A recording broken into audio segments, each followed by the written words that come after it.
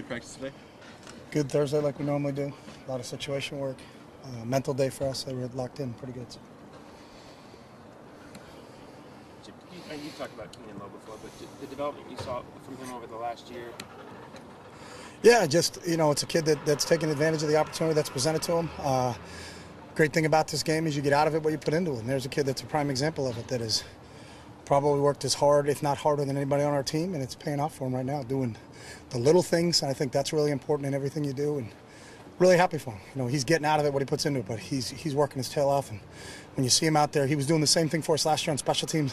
Got banged up towards the end of the year, but still came back and played in a bowl game for us. But now he's starting to see it not only from a special team standpoint, but seeing it as a receiver, and that's a pretty good deal. So how close was he to breaking through into receiver rotation when he hurt his He was last year. I mean, he was really starting to push because of how we approach practice every day. And then, unfortunately, had a little bit of a setback, but didn't let that affect him. Still came back and understood that he could be a great contributor special teams-wise.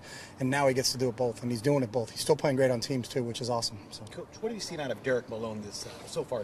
Derek's done a really nice job. Obviously, presented a lot of depth for us at the linebacker spot, and another kid that's doing an outstanding job from a special team standpoint. And really is that next linebacker in after Kiko and Michael Clay. So. How close are those guys? Hardrick and Wallace and Raheem and Derek.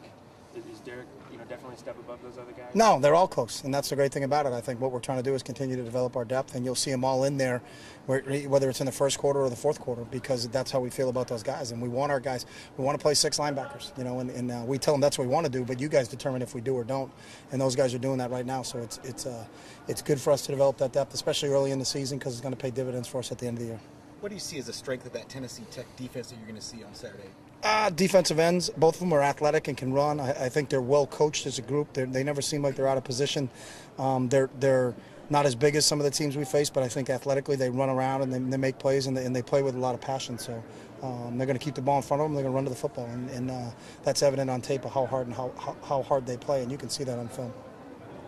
Any words of wisdom for Casey Martin today in the big tournament? I don't even know where he is. So. Fresno State did give you guys some trouble with their defensive line, and Wood said some of the pressures they brought in the third quarter gave you guys some trouble. Does what Tennessee Tech do? They were a different scheme, and we just had individual breakdowns. We didn't have schematic breakdowns. So we good? All right, gotta go. Thanks, Coach.